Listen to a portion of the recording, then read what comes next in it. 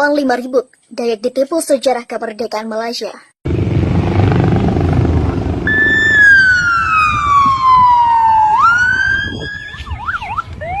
Saya Panglima Jilas, pemimpin pasukan merah, Bangpule Rajak, setanah Dayak. Sebagai manusia Dayak yang beradat, beragama dan selalu patuh pada hukum negara Republik Indonesia. Dengan ini, jangan sampai diganggu oleh siapapun. Dua, menjadi terganggu dan diganggu yang mengakibatkannya menjadi rusak dan tidak menghormati pihak keamanan, maka jangan salahkan kami apabila peristiwa ini akan menjadi lebih besar yang akan pecah sampai ke pelosok-pelosok negeri Kalimantan.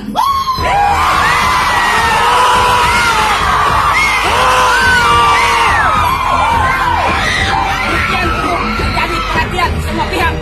Terima kasih. Adil Katarino Bajurabit Kasaluna Pasir. Terima kasih sudah klik video ini. Tapi jangan lupa guys, klik tombol subscribe karena subscribe itu gratis. Dengan subscribe kamu support channel ini terus untuk upload hampir setiap hari. Ingat, subscribe itu gratis, gak ada ruginya kamu klik tombol subscribe guys. Selamat menonton, enjoy.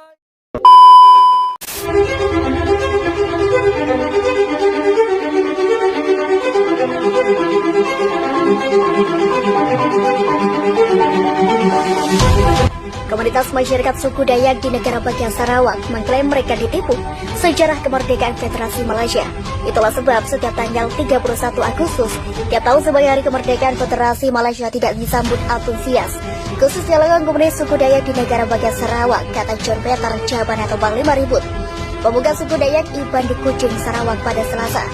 Negara federasi yang terdiri dari 13 negara bagian dari satu wilayah persekutuan ini sudah sejak lama dikenal punya lokasi strategis. Secara geografis wilayahnya terbagi ke dalam dua bagian, yaitu Semenanjung Malaysia atau Malaysia Barat dan Malaysia Timur, atau negara bagian Sabah dan negara bagian Sarawak di Pulau Borneo. Menurut John Peter Jaban, negara bagian Sarawak gabung dan Malaysia. Negara bagian Sabah bergabung dengan Federasi Malaysia pada September 1965. Singapura gabung dengan Federasi Malaysia pada 9 Agustus 1965. Khusus Sabah dan Sarawak gabung dengan Federasi Malaysia dinamakan Malaysia Air Command 1963 atau EMA 1993. Menjadi alasan hari ini mengapa orang Dayak tidak bersemangat untuk merayakan Hari Merdeka. Kita tidak dapat melihat bendera Malaysia terbang di Sarawak pada 31 Agustus.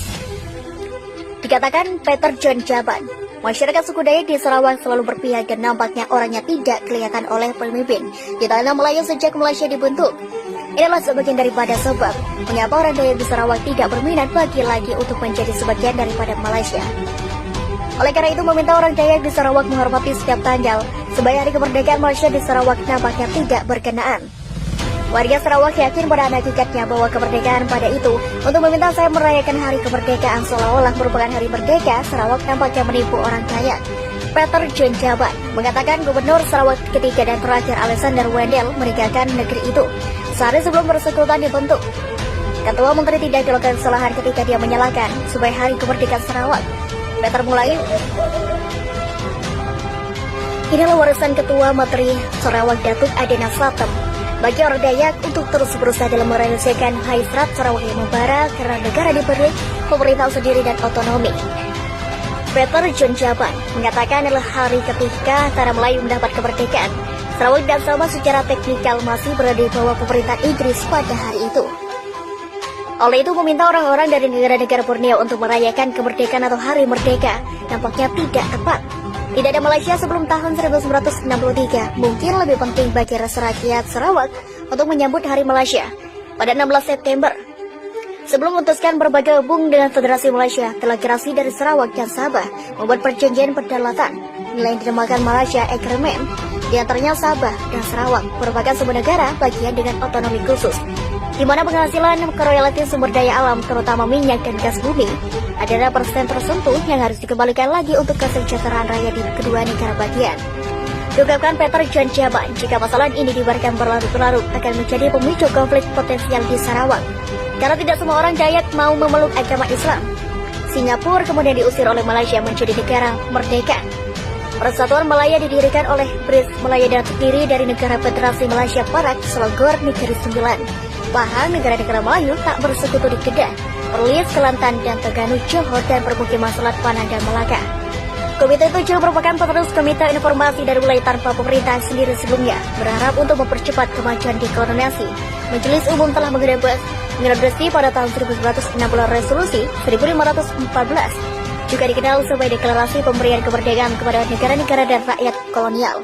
Di bawah perjanjian Malaysia ditandangani antara Inggris Raya dan Federasi Malaysia, Inggris akan memerlukan tindakan untuk melepas kendali Kelantan atau Singapura ke Sarawak dan Kalimantan Utara atau Sarawak dan Sabah.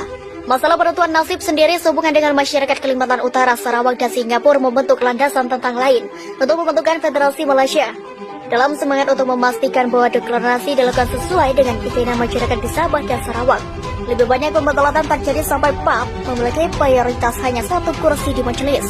Mengingat situasi ini mustahil untuk mendapatkan mandat yang dicapai pada tahun 1959 untuk melanjutkan magar sebuah mandat baru diperlukan.